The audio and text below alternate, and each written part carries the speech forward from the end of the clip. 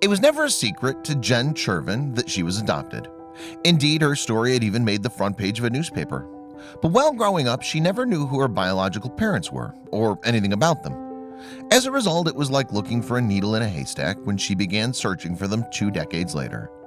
And it was only when she eventually took her quest to social media that she would learn her biological mom's dark secret. Hello, wonderful people. I'm Scott Leffler for WonderBot, and here is 40 years after a baby was abandoned at a hospital, her mom's illicit affair came back to bite her. Before we begin, make sure to smash that like button, subscribe to our channel, and click the notification bell for more amazing videos.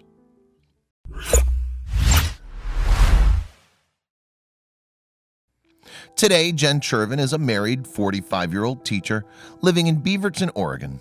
However, she had a tough start to life. On December 18, 1971, she was found abandoned on the steps of Fremont Hospital in California. It was a stormy night and I was wrapped in 2 blankets, she told KOIN in December 2015. Beyond that, Chervin only knew what she'd read in the newspapers. She'd learned, for example, that a group of nurses passing by on their rounds had heard her crying outside a fire door. They named her Holly Fremont, and she'd been found 7 days before Christmas. But although the baby was just hours old when she was found, there were no clues as to who had left her there. Furthermore, officers investigating her case also found nothing to identify who she was, where she came from, or who had abandoned her. In the meantime, Chervin was adopted by a caring couple and, after growing up, became a math teacher for autistic kids. Still, even though Chervin had a happy childhood with her adoptive family, Christmas was always tough for her. Every year on my birthday at Christmas time, I would wonder, is my mom thinking about me? Because I would think about her, Chervin told KOIN. Though her adoption was no secret, she only learned these details at the age of 20. She subsequently began her search for her birth parents, to no avail at first. So in the summer of 2014, more than 2 decades after she had first started looking for details of her parents, Chervin took her search to social media. It was only then that she made a major breakthrough. As she recalled to KOIN, I had a woman reach out to me. She sent me a message and she said, "Do you have a search angel working with you?" A search angel is someone who will dedicate their time to helping people research their family history. What's more, they can help fill in the blanks for individuals who have questions about their families. It was after that first message that Chervin made a major advance. She said, "Have you tried DNA?" And I thought, what do you mean DNA? At the suggestion of her angel, she sent samples of her DNA to 2 specialist testing companies. And when the results came back, they blew her mind. I had hundreds of DNA cousins, hundreds, Chervin explained to CBS Sacramento, and I'm looking at this page and it's people I'm related to, and that was surreal to me. All it took was one of these cousins volunteering to help, and Chervin's family tree finally began to take root. And as the family tree grew, Chervin approached more of her potential relatives willing to have their DNA tested. Eventually, she struck gold. First, she found an uncle. And when he volunteered for a DNA test, his brothers did too, all 7 of them.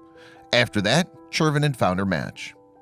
But with that wonderful news came a tricky phone call. He was shocked and tongue-tied, Chervin told CBS Sacramento, of the moment that she broke the news to her biological father. But then she received a surprise of her own. Namely, her father revealed the details of exactly where she had come from in this world. They're still married to the same individuals they were married to at the time, so I'm a product of an affair, Chervin revealed to CBS Sacramento. The difficult disclosure did, however, offer an idea of who her biological mother was. And after more DNA testing, Chervin had yet another uncomfortable call to make. "All signs lead to you," Chervin had said to the woman she believed to be her birth mother, later recounting the conversation to CBS Sacramento. The stranger on the other end of the phone, however, denied it. She said to me, "I don't know what you're talking about." Chervin tried again, convinced that she had the right person. The woman repeated her denial. As Chervin explained to KOIN, she told her, "I don't want to hurt you, I just want answers." That's when she broke down and started crying, and she said, "I'm so sorry, and I thought about you every day." Then the truth came out. Chervin's mom's husband was serving a tour of duty in Vietnam. In his absence, she stayed with her family in North Carolina, which is when the affair took place. And on her return to California, she gave birth to Chervin on her couch at home. All the while, Chervin learned things about her past that she'd never known before. She found out, for example, that her birthday was indeed December 18th, the same day that she was found at the hospital. Plus, she discovered how many half-brothers and sisters she has. And after decades of questions, she was told of circumstances surrounding her abandonment. Chervin related the story to KOIN, saying, "After my mom gave birth to me, she said she held me for a couple of hours, and then she woke up her daughters and put them in the back of the car and took me to the hospital and dropped me off. It was a place where she knew her newborn child would be taken care of." Furthermore, and despite the awkwardness of their first conversation, Chervin told CBS Sacramento that her biological mom is happy that she managed to reach her. The revelation, however, posed a difficulty that may never be resolved.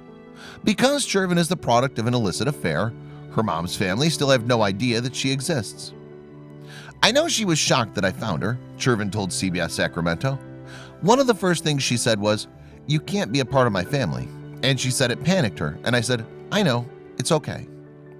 Chervin nonetheless hoped to meet her biological mother face-to-face one day.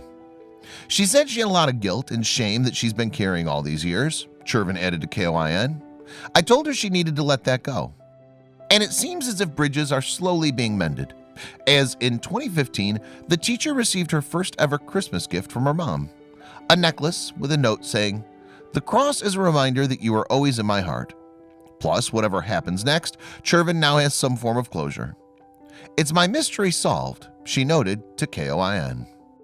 At the end, we want to know your opinion about the story in the comments box below.